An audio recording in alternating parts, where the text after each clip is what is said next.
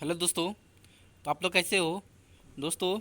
ये child development and pedagogy का ये पार्ट नंबर 7 है। तो चलिए दोस्तों स्टार्ट करते हैं। दोस्तों स्टार्ट करने से पहले आप लोग से छोटा सा रिक्वेस्ट है, कृपया इस चैनल को सब्सक्राइब कर दीजिएगा और बेल आइकन को क्लिक कर दीजिएगा। तो चलिए दोस्तों स्टार्ट करते हैं। दोस्तों पहला क्वेश्चन है, छात्रों में श्रम के महत्व के विकास हेतु शिक्षक को स्वयं श्रम करना चाहिए, श्रम के महत्व पर भाषण देना चाहिए, या छात्र को समय समय पर श्रम करने का अवसर देना चाहिए, या छात्र को श्रमजीवी लोगों के उदाहरण देने चाहिए। जी हाँ दोस्तों, इसका जो राइट आंसर होगा वो आप लोग बताइए। जो लोग नए हों कृपया इस चैनल को सब्सक्राइब कर दीजिएगा और बेल आइकन को क्लिक कर दीजिएगा। जी हाँ दोस्तों, इसका जो राइट आंसर है वो आप लोग बताइए।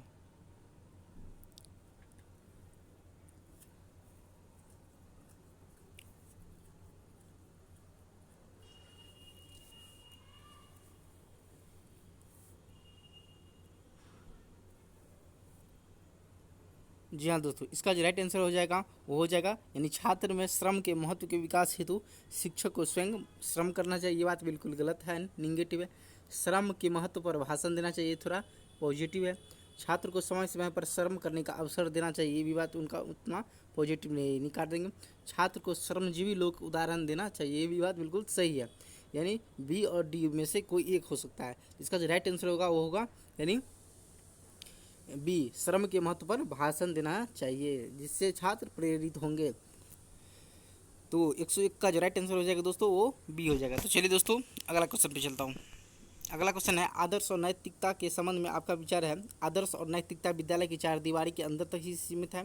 आदर्श और नैतिकता पुस्तकों तक ही सीमित है। आदर्श और नैतिकता शिक्षकों की जबान तक ही सीमित है, या आदर्श और नैतिकता का अभी भी पालन हो रहा है। जी हाँ दोस्तों, इसका जो राइट आंसर हो जाएगा वो आप लोग बताइए।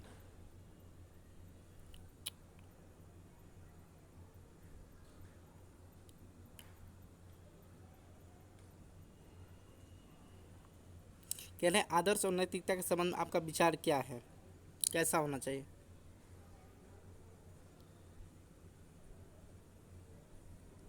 जी हाँ दोस्तों, इसका जो राइट आंसर हो जाएगा वो हो जाएगा डी, आदर्श और नैतिकता का अभी भी पालन हो रहा है।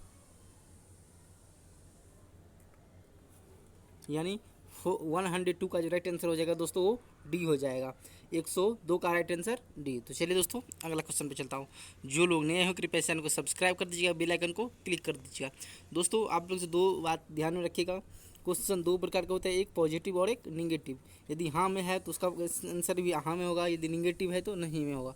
इन सब बातों का आप लोग ध्यान में रखिएगा। और एग्जाम हॉल में जाएंगे तो सबसे बात पहले आप लोग कोई भी कैंसिल क्वेश्चन को जो हैंडल कीजिएगा वो एक टीचर बन के कीजिएगा, ना कि एक स्टूडेंट बन के। आपसे जो कोई भी क्वेश्चन पूछा जाता है वो टीचर के रूप में पूछा जाता है। टीचर से क्वेश्चन किया जाता है जो आप बच्चे के प्रति कैसा क्या व्यवहार अपनाएंगे।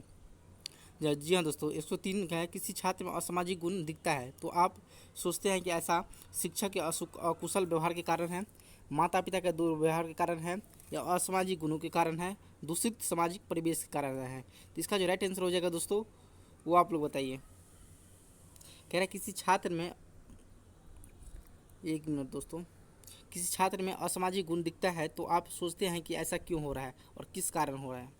तो जी हाँ दोस्तों, इसका जो राइट आंसर हो जाएगा वो हो जाएगा डी, यानी दूषित सामाजिक परिवेश के कारण ये सब हो रहा है। डी का राइट आंसर हो जाएगा। यदि किसी छात्र में असामाजिक गुण दिखता है तो आप सोचते हैं कि ऐसा और दूषित सामाजिक परिवेश के कारण होता है। तो 103 का राइट आंसर हो जाएगा दोस्तों डी। तो चलिए दोस्तों अगला क्वेश्चन पे चलता हूँ। अगला क्वेश्चन है, छोटे बच्चों को शिक्षा देना जरूरी है परंतु उनके ऊपर किसी प्रकार का बोझ अपेक्षित नहीं है। जी हाँ दोस्तों, अपेक्षित नहीं है, यानी लिखने का बोझ, विद्यालय जाने का बोझ, या गृह कार्य का बोझ, या पढ़ने का बोझ। इसका जो राइट आंसर है दोस्तों वो आप लोग बताइए। कह रहा बोझ नहीं है, किसी चीज़ का बोझ नहीं होना चाहिए।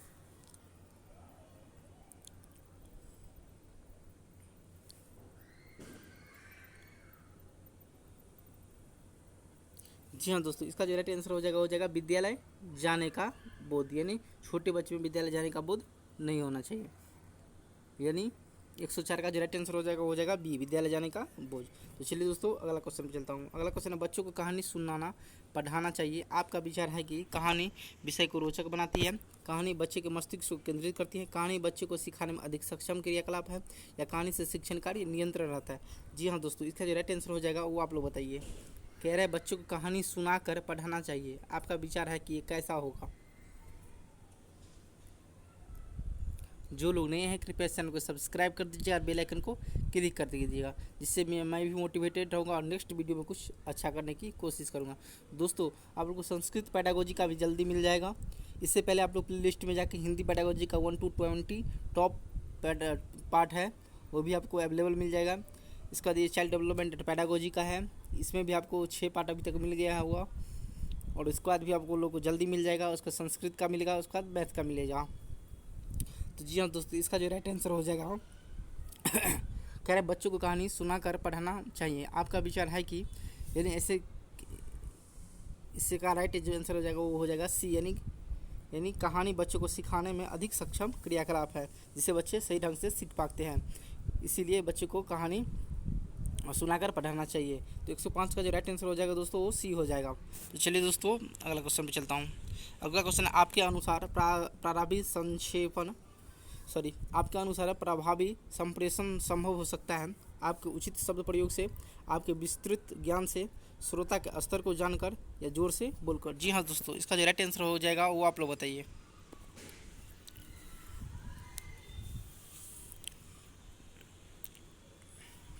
कह रहे हैं आपके अनुसार प्रभावी संप्रेषण संभव हो सकता है, कैसे हो सकता है संभव? इसका आंसर जो है वो आप लोग बताइए।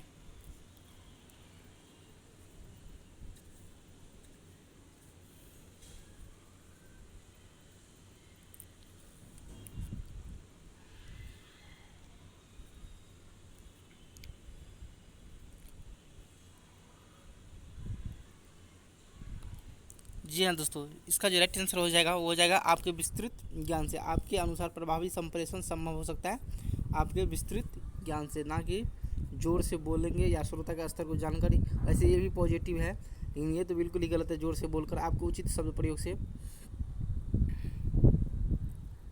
ये भी उतना पॉजिटिव नहीं है और ये भी उतना पॉजिटिव नहीं है। ये भी पॉजिटिव है और ये दोनों पॉजिटिव है। आपके विस्तृत ज्ञान से ही संप्रेषण ज़्यादा संभव हो सकता है। 106 का जो राइट आंसर हो जाएगा दोस्तों वो बी हो जाएगा। तो चलिए दोस्तों मैं अगला क्वेश्चन चलता हूँ।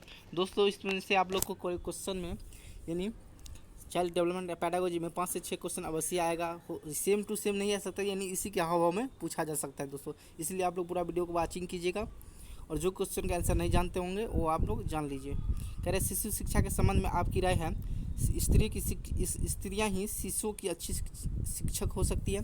शिशु शिक्षा की जिम्मेदारी माँ के ऊपर होनी चाहिए? या सी, शिशु शिक्षा छात्रावास में उत्तम होगी?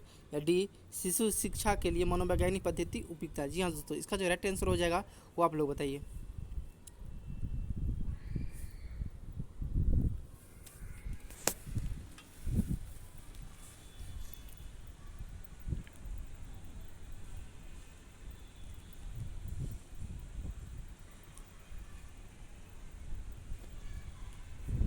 इसका जो राइट आंसर हो जाएगा वो हो जाएगा शिशु शिक्षा की जिम्मेदारी माँ के ऊपर होनी चाहिए। ऐसी बात बिल्कुल सही, ये एक मिनट पॉजिटिव नहीं है, ये पॉजिटिव नहीं। शिशु शिक्षा छात्रावास में उत्तम होगी, ये भी पॉजिटिव नहीं। शिशु शिक्षा के लिए मनोवैज्ञानिक पद्धति उपयुक्त है, ये भी उतना पॉजिटिव नहीं है। ये यानी सबसे राइट जो आंसर हो जाएगा वो हो जाएगा स्त्रियां ही शिशु की एक अच्छी शिक्षक हो सकती है, ये बिल्कुल बात सही है। यानी उसी के यानी पहले ही आप लोग जानते होंगे ये प्रथम जो गुरु होता है वो माता ही पिता होता है, यानी माँ, ज़्यादातर माँ के ही द्वारा किसी भी बच्चे को प्राथमिक स्तर की शिक्षा दे दी जाती है। तो 107 का जो राइट आंसर हो जाएगा दोस्तों वो ए हो जाएगा। तो चलिए दोस्तों अगला क्वेश्चन चलता हूँ। अगला क्वेश्चन, आपकी देश की दिशा बदलने में किसकी भूमिका महत्वपूर्ण मानते हैं? उच्च विद्यालय के शिक्षकों की, शिक्षकों के रचनात्मक कार्य की, शिक्षक जो केवल छात्र की दिशा बदल सकता है, शिक्षक केवल पढ़ा सकता है? जी हाँ दोस्तों, इसका जो राइट आंसर हो जाएगा वो आप लोग बताइए। कह रहे आप देश की दिशा बदलने में किसकी भूमिका महत्वपूर्ण मानते हैं? इन चारों में से किसकी भूमिका सबसे महत्वपूर्ण है देश की दिशा बदलने में? इसका जो राइट आंसर हो जाएगा दोस्तों वो आप लोग बताइए। जो लोग नए हैं कृपया चैनल को सब्सक्राइब कर दीजिएगा, बेल आइकन को क्लिक कर दीजिएगा।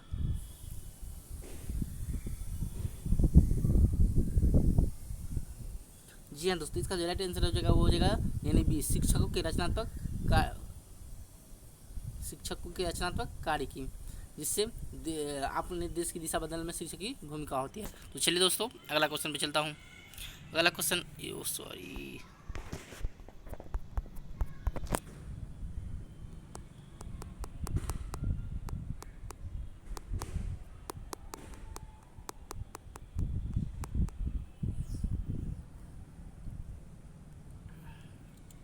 इसका जो 108 का जो राइट आंसर है वो बी। 109 पे चलते हैं। कह रहे एक शिक्षक के रूप में आप किस भावना को बढ़ाने में मदद करेंगे?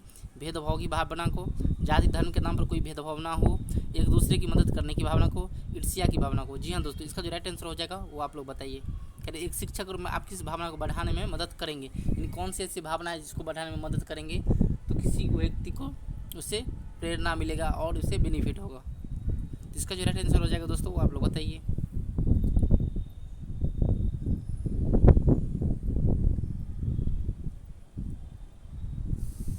जी हाँ दोस्तों, मैं सबसे पहले इसका जो निगेटिव आंसर हो उसको काट देता हूँ। कह रहे भेदभाव की भावना को ऐसे बढ़ाएंगे, ये बात बिल्कुल निगेटिव है, यानी काट देंगे।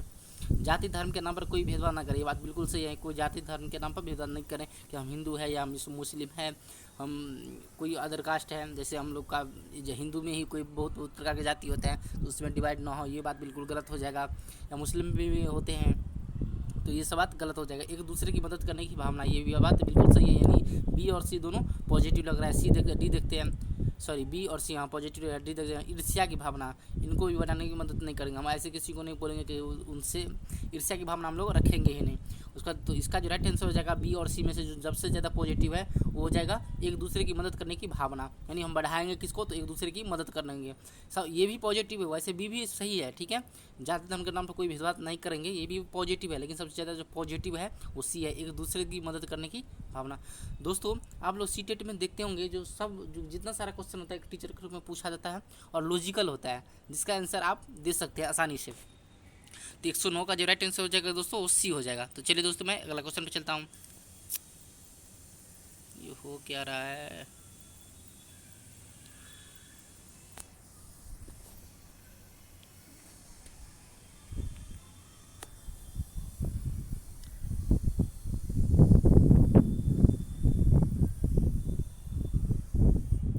कह रहे हैं 110 हमारी शिक्षा प्रणाली तथा उसके गिरते स्तर में सुधार न होने का कारण है शिक्षा के प्रति सरकारी तंत्र की उदासीनता, योग्य अध्यापकों का चयन न होना, जवाबदेही की भावना का अभाव, उपरोक्त सभी। जी हाँ दोस्तों, इसका जो राइट आंसर हो जाएगा आप लोग जानते होंगे ऐसे वैसे इस समय देश में जो शिक्षा प्रणाली की व्यवस्था है वो थोड़ा स्तर गिर रहा है, जिसमें कौन सा जिम्मेदार है?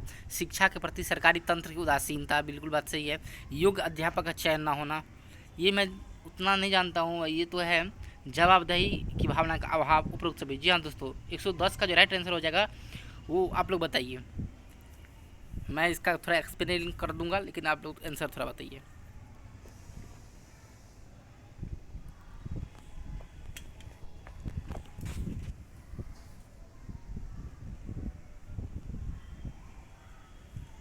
जी हाँ दोस्तों, इसका जो राइट आंसर हो जाएगा वो डी हो जाएगा।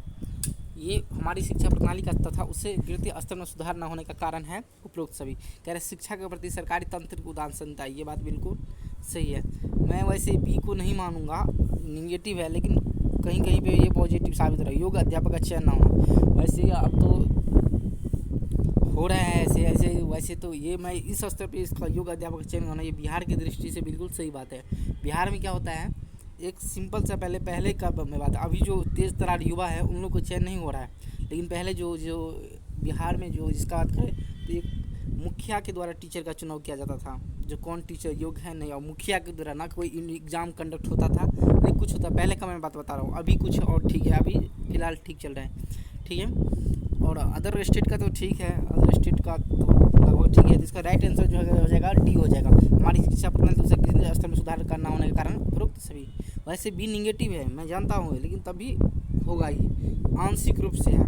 योग्य अध्यापक का चयन ना होना, आप लोग भी योग ऐसे आज के जो युवा वर्ग है उसका चयन नहीं हो पाता। उसका चयन ऐसे उम्र में होता है जो बीएड करता है या बीटीसी करता है या डीएलएड करता है, उसके बाद क्या करते हैं तो सीटेट पास करते हैं या टीटी पास करते हैं, जिस राज्य से हो, अदर स्टेट जिस स्टेट से हो। उसके बाद उसको 1-2 साल वेट करना पड़ता है, इसीलिए उन सब का। और ऐसे में जो इतना पढ़े लिखे होंगे वेट करना पड़ता है, उसका मेंटलिटी ही थोड़ा ऐसे हो जाता है, इसलिए उन योग अध्यापक का चयन नहीं हो पाता है, समय से चयन नहीं हो पाता है, ये सब एक प्रॉब्लम है। तो इसका जो राइट आंसर हो जाएगा वो डी हो जाएगा। तो चलिए दोस्तों मैं अगला क्वेश्चन पर चलता हूँ। अगला क्वेश्चन है विद्यालय के वार्षिक कार्यक्रम में आपने देखा किसी एक अध्यापक को प्रधानाचार्य की ओर से कोई दायित्व नहीं दिया गया तो आप इस मामले में अध्यापक संघ में उठाएंगे, प्रधानाचार्य से जाकर बात करेंगे कि ऐसा क्यों है, स्वयं भी दायित्व निभाने से इनकार ना कर देंगे, इन पर कोई ध्यान नहीं देंगे। जी हाँ दोस्तों, इसका जो राइट आंसर हो जाएगा वो आप लोग बताइए। कह रहे विद्यालय के वार्षिक कार्यक्रम में आपने देखा किसी एक अध्यापक को प्रधानाचार्य की ओर से कोई दायित्व नहीं मिला। जैसे कि एग्जाम्पल के तौर पर मैं समझाता हूँ, कोई आप लोग ही कोई स्कूल पर जहाँ पढ़ाते होंगे तो कोई भी वार्षिक कार्यक्रम जैसे होता है या गांधी जयंती हो या 15 अगस्त हो या 26 जनवरी, तो प्रिंसिपल के रूप में कोई भी टीचर को इनवाइट नहीं किया गया हो या किसी प्रकार कोई कार की जवाबदेही नहीं दिया हो, सर आप ये काम कर लीजिएगा या ये काम कर लीजिएगा, किसी भी काम को पार्ट में डिवाइड ना करके जवाबदेही नहीं दिया होता। ऐसी स्थिति में हम लोग क्या करेंगे? इसका जो राइट आंसर हो जाएगा वो हो जाएगा बी, यानी प्रधानाचार्य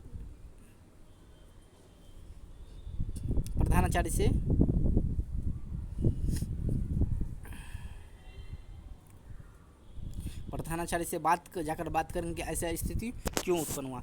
ठीक है दोस्तों, 111 का जो राइट आंसर हो जाएगा वो बी हो जाएगा। तो चलिए दोस्तों मैं अगला क्वेश्चन पे चलता हूँ। अगला क्वेश्चन 3 या 4 वर्ष के बालक के लिए उचित दंड हो सकता है, उसे दंड से भयभीत करना, उसे कक्षा में खड़ा कर देना, उसे उसके पिता की उपेक्षा का भय दिलाना, उसे उनकी माता की उपेक्षा का भय दिलाना। जी हाँ दोस्तों, इसका जो राइट आंसर हो जाएगा वो आप लोग बताइए। जो लोग नए हैं कृपया चैनल को सब्सक्राइब कर दीजिएगा, बेल आइकन को क्लिक कर दीजिएगा।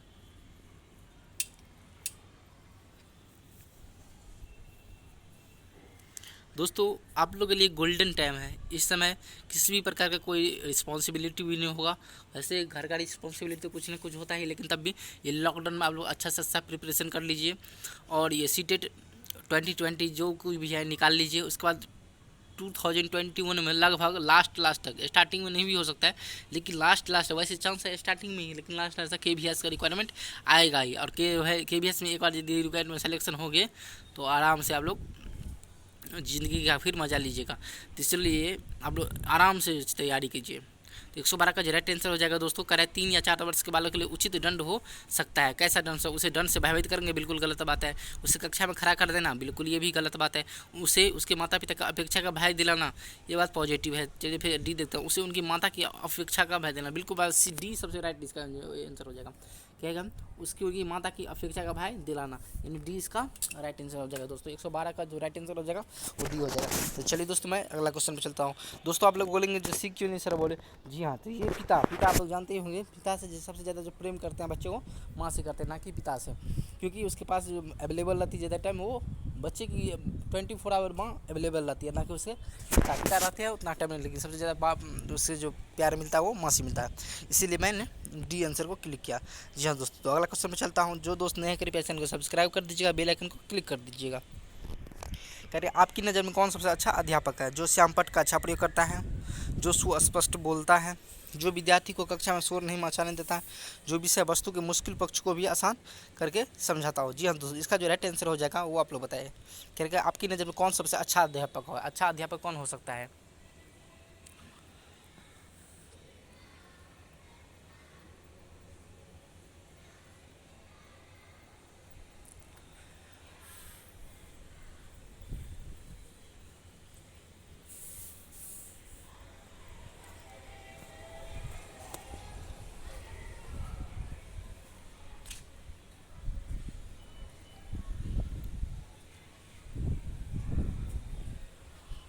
सॉरी, आपकी नज़र में सबसे अच्छा अध्यापक कौन हो सकता है? जी हाँ दोस्तों, इसका जो राइट आंसर हो जाएगा ये डी, यानी जो विषय वस्तु के मुश्किल पक्षों को भी आसानी करके समझाता हो, इसका राइट आंसर हो जाएगा। यानी 113 का राइट आंसर जो हो जाएगा वो डी हो जाएगा। जो विषय वस्तु के मुश्किल पक्षों को भी आसान करके समझाता है वो सबसे अच्छा अध्यापक हो जाता है।